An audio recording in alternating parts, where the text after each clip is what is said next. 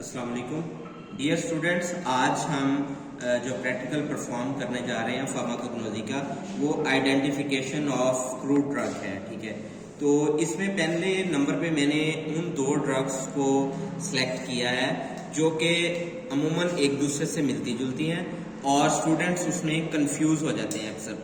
तो मैंने इन दो ड्रग्स को सिलेक्ट किया है कि इन दो ड्रग्स को हम आइडेंटिफाई करें।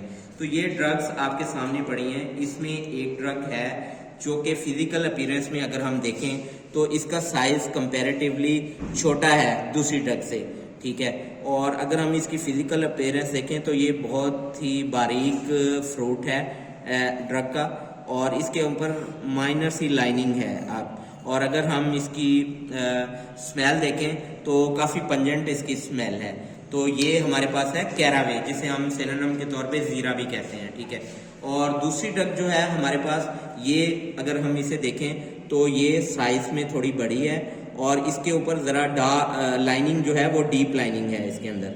और अगर इसकी टिपिकल स्मेल है तो ये हमारे पास जो है वो दैट इज सौंफ, या जिसे हम फेनल भी कहते हैं, और इसका सिनोनिम जो है वो सौंफ है। ठीक है, तो अब अगर हम इनको आइडेंटिफाई हमने कर लिया है, तो आइडेंटिफिकेशन के बाद अगर हम एग्जामिनेशन पॉइंट ऑफ व्यू से देखें तो उसके अंदर 5 चीज़ें इंपॉर्टेंट होती हैं जो हमने नोट डाउन करनी होती हैं पेपर के ऊपर। तो उसमें फर्स्ट ऑफ ऑल हम लिखेंगे ड्रग का बोटेनिकल नेम, ठीक है, या बायोलॉजिकल सोर्स। तो आपको पता है कि बोटेनिकल नेम जो है वो जीनस और स्पीशीज पे मुश्तमिल होता है। तो पहले अगर हम कैरावे को देखें, जीरा को, तो इसका बोटेनिकल नेम या बायोलॉजिकल सोर्स है कैरम कार्वी। ठीक है, और अगर हम इसका देखें तो इसके अंदर इसका जो है वो फ्रूट यूज हुआ है। ठीक है, और इसके बाद इसकी अगर फैमिली देखें तो इसकी फैमिली है अम्बेलिफेरी। ठीक है, ये 3 चीजें मैंने आपको बता दी जो इंपॉर्टेंट है, जो आपने नोट डाउन करनी है। इसमें चौथी चीज आ जाती है इसका केमिकल कॉन्स्टिट्यूएंट। तो इसमें अंदर केमिकल कॉन्स्टिट्यूएंट क्या है, तो इसके अंदर होता है केमिकल कॉन्स्टिट्यूएंट। अच्छा, इसमें केमिकल कॉन्स्टिट्यूएंट अगर देखें तो इसमें कार्बाक्रोल और कार्बोन केमिकल कॉन्स्टिट्यूएंट्स होते हैं।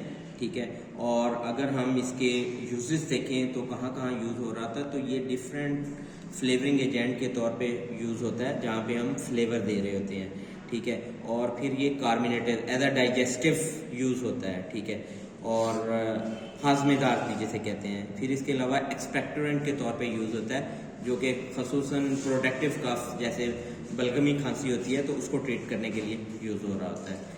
इसके बाद हमारे पास जो नेक्स्ट ड्रग है दैट इज फेनल। तो फेनल में जो 5 चीज़ें इंपॉर्टेंट हैं जो हमने लिखनी है, उसमें फर्स्ट ऑफ ऑल हम लिखेंगे कि इसका बोटेनिकल सोर्स क्या है या इसका बायोलॉजिकल नेम क्या है, तो दैट इज फेनिकुलम वल्गैरी। ठीक है, और इसकी जो पार्ट यूज है तो इसका भी फ्रूट यूज हो रहा है। ठीक है, तो उसके बाद इसकी फैमिली है अम्बेलिफेरी, सेम फैमिलीज हैं कैरावे और फेनल की।